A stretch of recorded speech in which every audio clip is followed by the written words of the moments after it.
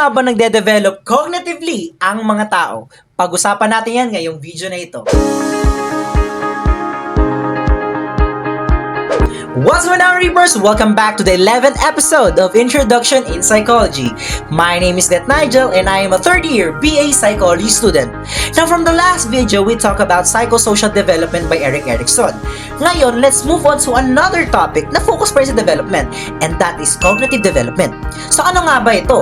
Well, when we say cognitive development, ito yung how we think, learn, and solve problems. Kasama dito ang memory, decision-making, at understanding sa mundo. Si Piaget, focus niya talaga kung paano mag-isip ang bata habang lumalaki. No, wait. Before we dive into sa cognitive development, sino nga ba si John Piaget? Who the hell is this guy? Well, let me introduce you who he is. So, si John Piaget po ay isang psychologist na nag-aral ng thinking ng mga bata. Para sa kanya, ang bata ay hindi lang maliit na adult. Iba talaga ang paraan ng pag-iisip nila.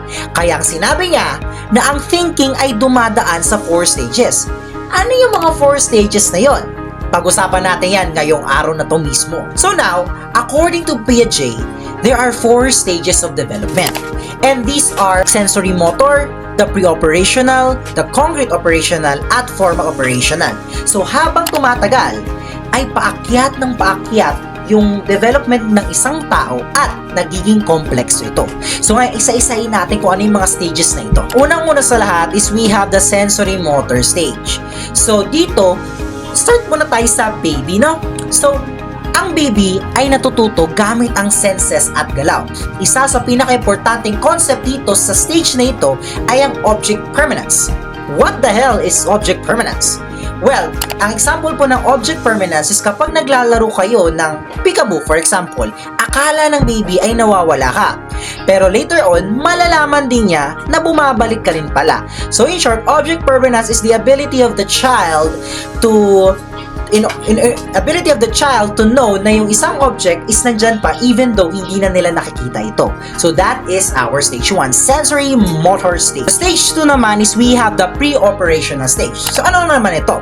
Well, ang pre-operational stage, ito ang stage kumbaga sobrang lakas ng imagination ng bata. Pero in this stage, medyo egocentric siya. So, anong egocentric? So, ang egocentric po mga kaibigan, ito yung iniisip ng bata na pareho ang iniisip ng lahat ng tao.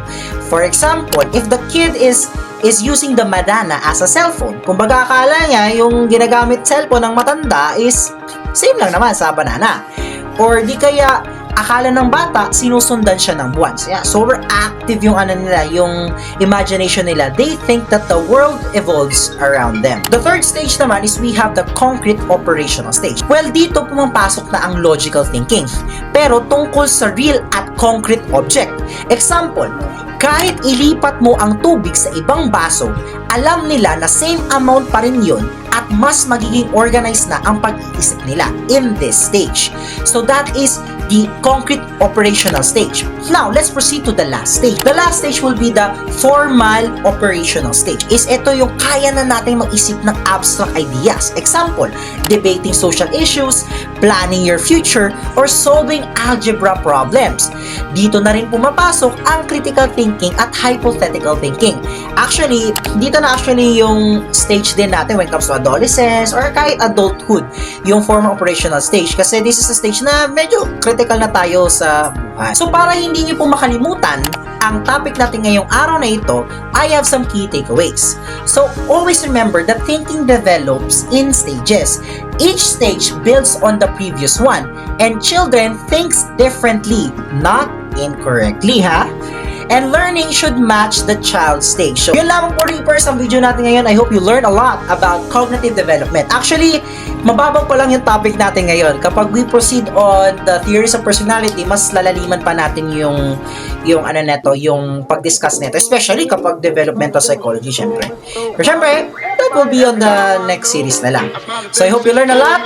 Don't forget to like, share, and subscribe to my channel or follow my Facebook page and TikTok too. No?